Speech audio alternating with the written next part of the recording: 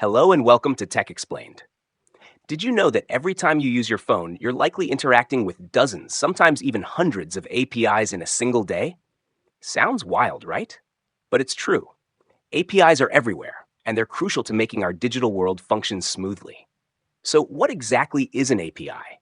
In the simplest terms, an API, or Application Programming Interface, is like a translator for different pieces of software. It lets them talk to each other in a language they both understand, passing data back and forth without you even realizing it. Now, here's where things can get confusing. A lot of people hear API and think it's some super complex tech concept. But imagine you have two people who don't speak the same language. They need an interpreter to facilitate their conversation, right? An API is basically that interpreter, ensuring that, for example, an app on your phone can communicate seamlessly with a service on the web. If we break an API down into parts, you'll often hear terms like endpoints, requests, and responses. Think of an endpoint like the address to a store you want to visit.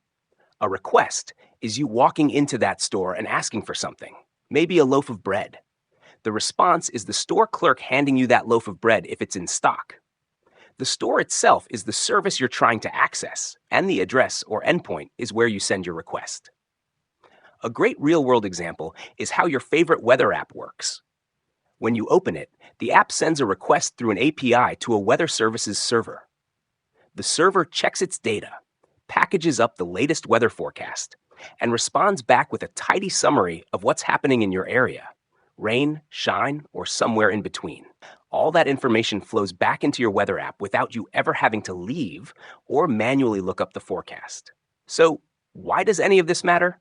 Well, APIs are what make our digital interactions feel almost magical.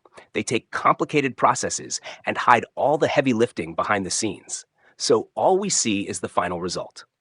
Whether you're messaging friends, booking travel, or ordering food, there's a good chance multiple APIs are working behind the curtains to make those tasks seamless.